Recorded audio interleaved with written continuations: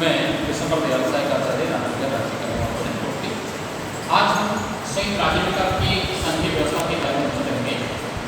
जैसा कि विदित है कि शासन की शक्ति के केंद्रीय और विकेंद्रीय दो प्रकार से सरकार होती है, जहाँ संविधान के द्वारा शासन की सभी शक्तियाँ केंद्रीय सरकार में कर दी जाती हैं, अर्थात पूरे देश के सभी प्रकार के आवश्यक कानून होते हैं। इन कानूनों के निर्माण करने के कार्य के लिए जो संसद होती है, जो व्यवस्था तक होती है, उसके द्वारा किया जाता है और राज्य की सरकार को ऐसा नहीं होता है। अर्थात केंद्र सरकार इस पर डिपेंड करता है, निर्भर करता है कि इकाई राज्यों को कौन से अधिकार देते हैं, कौन से देते हैं। इस प्रकार की सरकार एक कानून सरकार कराती है। जिस कार्य से संयुक्त राज्य अमेरिका में शासन शक्ति का केंद्रीकरण करके स्थान पर विकेंद्रीकरण किया गया है, अर्थात संविधान के द्वारा 1787 में जिससे फिलाडेल्फिया सम्मेलन के द्वारा संविधान का निर्माण किया गया और जिसे 4 मार्च 1789 से लागू किया गया। उस संविधान के द्वारा विधिवत रूप से शासन की शक्ति का विभाजन 2 प्रकार की सरकार के बदल किया गया है। ये 2 प्रकार की सरकार होती है, केंद्र की सरकार के रूप में और इकाई राज्य सरकार में काम करती है। केंद्र में यह है कि जहाँ पर केंद्र की सरकार में काम करती है, राज्य सरकार में काम करती है। यद्यपि संयुक्त राज्य अमेरिका में कहीं भी अपने संविधान में शक्ति प्रतिकरण सिद्धांत को इसका परिभाषित किया गया है, रजिस्ट्रेशन किया गया है, उसी प्रकार से संघात्मक शासन की बात की जाती है। अमेरिकी संविधान में कहीं पर भी संघ शब्द का प्रयोग नहीं किया गया है और न उसे किसी कार्य को घोषणा की गई है और संघात्मक शासन व्यवस्था को परिभाषित किया गया है। लेकिन संयुक्त राज्य अमेरिका का जो संविधान है वो संघात्मक शासन पर आधारित सबसे पुराना संविधान माना जाता है। कहने का मतलब यह है कि अमेरिकी संविधान विश्व का सबसे पुराना संघीय शासन व्यवस्था पर आधारित संविधान माना जाता है और अमेरिकी संघात्मक शासन प्रणाली से ऑस्ट्रेलिया, भारत और इस प्रकार के बहुत सारे जो राष्ट्र हैं, विभिन्न प्रकार की संघात्मक शासन प्रणाली को अमेरिकी संविधान से उनकी प्रकार व्यवस्थाएं नहीं देती हैं। कनाडा के संविधान प्रकार की संघात्मक शासन की सभी व्यवस्थाएं पाई जाती हैं। कहने का ये है कि संघात्मक शासन मतलब क्या, उसका अभिप्राय क्या, उसका आशय क्या है। तो कहने का ये था कि संघ शब्द की उत्पत्ति ग्रीक भाषा के फॉइडेस शब्द से हुई है, जिसका शाब्दिक अर्थ होता है संधि या समझौते के द्वारा निर्मित राज्य होता है। अर्थात जब किन्हीं निश्चित सिद्धांतों के आधार पर जब 2 या 2 से अधिक राज्य सम्मिलित होकर एक संघ सरकार का गठन करते हैं, एक सुदृढ़ सरकार का गठन करते हैं, एक केंद्रीय सरकार का गठन करते हैं, इस प्रकार की जो व्यवस्था होती है उसे संघात्मक शासन व्यवस्था के नाम से संबोधित किया जाता है, उसे संघात्मक शासन व्यवस्था कहा जाता है। केवल ये है कि अमेरिकी संविधान के द्वारा विधिवत रूप से शासन की शक्तियों को केंद्रीय सरकार और इकाई सरकार के बीच विभाजित किया गया है। यद्यपि अमेरिकी संविधान में गणना और अवशेष के सिद्धांत को अपनाया गया है, अर्थात अमेरिकी संविधान में जब शक्ति का उल्लेख मिलता है, जिन प्रकार के अधिकार शक्ति के बारे में वर्णन मिलता है, इसका विषय केंद्रीय सरकार के क्षेत्राधिकार भेद कर दी गई है। अर्थात इस प्रकार के जो विषय होते हैं जो राष्ट्रीय भेद के विषय होते हैं, जो अंतर्राष्ट्रीय भेद के विषय होते हैं, इस प्रकार के समस्त प्रकार के विषय होते हैं, उस प्रकार के विषयों के बारे में कानून का कार्य जो केंद्रीय सरकार द्वारा किया जाता है। लेकिन जिस प्रकार के विषयों का संविधान में उल्लेख नहीं मिलता है, वो वर्णन नहीं मिलता है, इस प्रकार के जो अवशेष विषय होते हैं, इस प्रकार के विषयों को राज्य की सरकार को हस्तांतरित कर दिया गया है। केवल ये था कि आज संयुक्त राज्य अमेरिका में संघात्मक शासन प्रणाली के रूप में सबसे पुराना संविधान माना जाता है और वहाँ पर विधिवत रूप से 2 प्रकार के सरकार का रखा जाता है। एक केंद्रीय सरकार में काम करती है, दूसरी राज्य सरकार होती है और राज्य सरकार में काम करती है। तो यह प्रश्न उत्पन्न होता है कि अमेरिकी संविधान के द्वारा एकात्मक शासन प्रणाली के स्थान पर संघात्मक शासन प्रणाली को क्यों अपनाया गया। इसके लिए बहुत सारे कारण हैं। सबसे पहला जो कारण है कि 1787 के फिलाडेल्फिया सम्मेलन में जिस समय देश के संविधान का निर्माण किया जा रहा था, उस समय सभी जो संविधान मात्री सभा के सदस्य थे वे चाहते थे कि उपनिवेश काल में लगभग बहुत सारे प्रकार की राजनीतिक सरकार सिद्ध था, इसलिए उन्हें स्वतंत्रता की भावना थी। इस प्रकार के संघात्मक शासन प्रणाली की उनकी भावना का आदर करती, इस प्रकार की भावना बनाने में सक्षम होती है। केवल ये था कि उपनिवेश काल में भी राज्य के स्वतंत्र अस्तित्व के कारण भी अमेरिकी संविधान निर्माता के द्वारा एकात्मक शासन प्रणाली को अपनाया गया। दूसरा जो सबसे इंपॉर्टेंट कारण बताया जाता है कि अमेरिका का एक बहुत बड़ा विशाल क्षेत्र वाला राष्ट्र माना जाता है, इसलिए उस समय तत्कालीन समय में जब अमेरिकी संविधान का निर्माण किया जा रहा था, उस समय यातायात और संचार के साधनों का इतनी अधिक मात्रा में विकास नहीं हो पाया था। इसलिए विशाल आकार के कारण के विशाल क्षेत्र के कारण सुगमता से सरलता से शासन व्यवस्था को अंजाम नहीं दिया जा सकता था। प्रशासनिक सुधार के दृष्टि से इस प्रकार की व्यवस्था को अंजाम दिया गया। यही कारण है कि संयुक्त राज्य अमेरिका के विशाल क्षेत्र के कारण भी अमेरिकी संविधान निर्माता सभा के द्वारा संविधान में एकात्मक शासन की स्थापना संघात्मक शासन को अपनाया गया।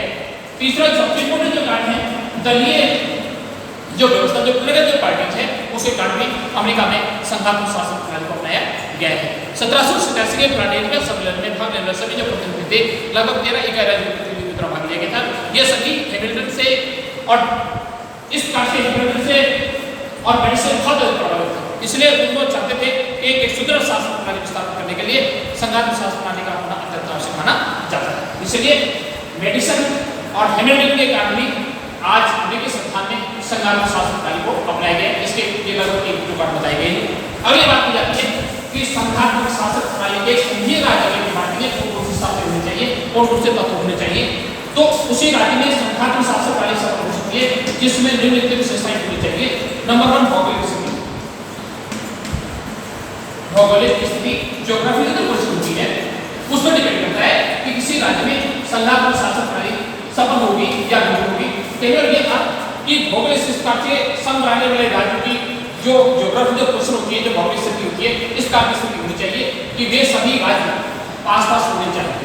अर्थात वे समुद्र के द्वारा या पश्चिम सिंधु के क्षेत्र पर नहीं होने चाहिए, दूर दराज के क्षेत्र में राज्य नहीं होने चाहिए, बल्कि उनमें निकटता होनी चाहिए। ये किसी भी संघात्मक शासन प्रणाली की सफलता के लिए सबसे बड़ा पहला आवश्यकता बन जाती है, पहला कारण माना जाता है। अर्थात भौगोलिक स्थिति के कारण भी किसी राज्य के द्वारा, किसी राष्ट्र के द्वारा संघात्मक शासन प्रणाली की सफलता सुनिश्चित होती है, सफल हो सकता है बाकी सेवाओं। जो राज्य समुद्र के द्वारा विभिन्न क्षेत्रों में दूर दराज के स्थित होते हैं, उनकी लोकेशन दूर दराज की होती है, ऐसे राज्य कभी भी संघात्मक शासन में सफल नहीं हो सकती। दूसरी बात की जाती है राजनीतिक जागरूकता। पॉलिटिकल जो अवेयरनेस होती है, राजनीतिक जागरूकता,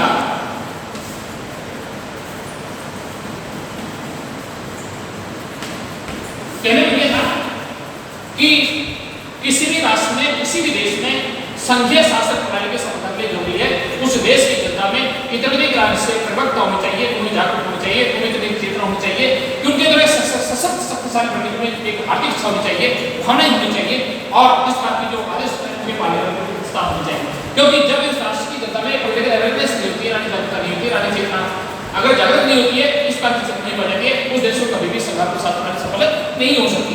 तीसरी बात की जाती है भाषा, संस्कृति और राष्ट्रीय हितों की एकजुटता। राष्ट्रीय हितों की एकजुटता केवल यह है कि जिन राज्यों के द्वारा एक शक्तिशाली एक केंद्रीय सरकार का गठन करना प्रस्तावित होता है, जो संघ बनाने की इच्छा होती है, उनमें सरकार की भावनाएं होती हैं, उन राज्यों के लिए सफल संघात्मक शासन प्रणाली की आवश्यकता रहता है। उन सभी राज्यों में एक सी भाषा होनी चाहिए, संस्कृति होनी चाहिए, उनके राष्ट्रीय हित में किसी प्रकार का भेद नहीं होना चाहिए। अर्थात उन सभी संघ बनाने वाले सभी राज्यों में भाषा की दृष्टि से, सांस्कृतिक दृष्टि से और राष्ट्रीय हित की दृष्टि से एकता होनी चाहिए। कहने में यह था कि इनमें छोटे छोटे भेद हो सकते हैं, मतभेद हो सकते हैं, लेकिन बड़े विशाल स्तर पर बात की जाती है उनमें भाषा की दृष्टि से, सांस्कृतिक दृष्टि से और राष्ट्रीय हित की दृष्टि से किसी प्रकार का भेद नहीं होना चाहिए। तभी उस राज्य में संघात्मक शासन प्रणाली सफल हो सकती है। संघात्मक शासन प्रणाली निरंतर बात रूप से संघात हो सकती है, उनमें किसी प्रकार का कोई बाधा उत्पन्न नहीं हो सकती है। अगली जो चौथी बात की जाती है कि अपने स्वतंत्र अस्तित्व के साथ साथ, स्वतंत्र अस्तित्व के साथ साथ उनमें एक होने की भावना प्रबल होनी चाहिए। कहने में यह है कि जो राज्य विभिन्न सिद्धांतों के आधार पर, विभिन्न नीति के आधार पर संघित होना चाहते हैं, एक शक्तिशाली संघ बनाना चाहते हैं, संघात शासन को अपनाना चाहते हैं, उन राज्यों में अपना स्वतंत्र अस्तित्व बनाए हुए उन प्रकार के केंद्रीय सरकार के सभी प्रकार के विकास की व्यवस्था करने में हार्दिक इच्छा होनी चाहिए।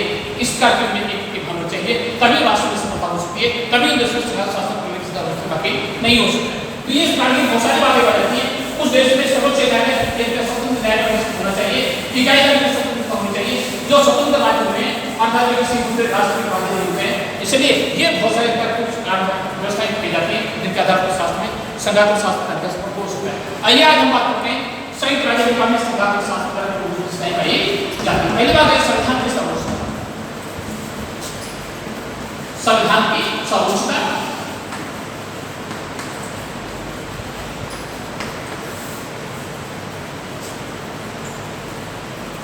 जिन राज्यों में, जिन देशों में संघात्मक शासन प्रणाली को अपनाया गया है, वहां पर देश की जो संसद होती है, व्यवस्था की होती है, उसकी सर्वोच्चता नहीं होती है, बल्कि देश का संविधान सर्वोच्च होता है। संविधान के द्वारा केंद्र सरकार और राज्य सरकार के बीच क्षेत्राधिकार विभाजन कर दिया जाता है। संविधान ही तय करता है कि कौन कौन से विषय केंद्र सरकार के क्षेत्राधिकार बन जाएंगे, किन किन विषयों के बारे में केंद्र सरकार के द्वारा शक्ति का उपयोग अधिकार किया जाएगा और किस प्रकार की स्टेट सरकार होते हैं इस प्रकार के विषयों के बारे में राज्य सरकार के द्वारा प्रयोग किया जाएगा। इसलिए उस देश में संविधान की व्यवस्था पाई जाती है। कभी कई बार क्षेत्राधिकार को लेकर केंद्र की सरकार और राज्य सरकार के बीच किसी प्रकार का गतिरोध होता है, मतभेद होता है, तो इस प्रकार के मतभेद को दूर करने की जो बात की जाती है वो संविधान के द्वारा तो संविधान के संरक्षण की बात की जाती है। दूसरी जो विशेषता है शक्ति का विभाजन की बात हो जाती है। शक्ति के विभाजन का मतलब ये होता है कि संविधान के शासन प्रणाली वाले राष्ट्रों में अमेरिकी संविधान के द्वारा केंद्रीय सरकार और राज्य सरकार के बीच कई सरकार के बीच शासन शब्द का विभाजन कर दिया गया है। यद्यपि संबंध में गणना के सिद्धांत का अपनाया गया है। जिन से उल्लेख मिलता है वो केंद्र सरकार के सिद्धांत रखे गए हैं और जिन विषयों के बारे में संविधान में कोई उल्लेख नहीं मिलता है, कोई प्रावधान नहीं किया गया सरकार के विषय पर सरकार के संविधान में रखे गए। तीसरी जो संघीय शासन की व्यवस्था पाई जाती है, अगली बात की जाती है न्यायपालिका की सर्वोच्चता। अर्थात न्यायपालिका सर्वोच्चता ये है कि जब केंद्र की सरकार और राज्य सरकार के बीच क्षेत्राधिकार और सरकार का गतिरोध होता है तो उसकी व्याख्या करने की बात होगी वो सर्वोच्च न्यायालय के द्वारा किया जाता है कि इसे केंद्र सरकार का क्षेत्राधिकार आता है या राज्य सरकार का क्षेत्राधिकार का आता है। तो उस देश में स्वतंत्र निष्पक्ष न्यायपालिका से पाया जाता है।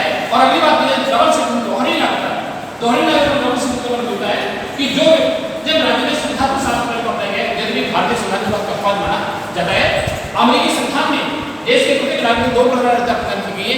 एक देश विशेष की नागरिकता प्रदान की गई है और दूसरा जिस राज्य का वह व्यक्ति निवासी होता है, जिस राज्य में निवास करता है, एक राज्य विशेष की नागरिकता प्राप्त होती है। तो ये करके जो बहुत सारी विशेषता बयान है तो निश्चित रूप से कहा जा सकता है कि अमेरिकी संविधान के द्वारा संविधान शासन प्रणाली को अपनाया गया है। धन्यवाद।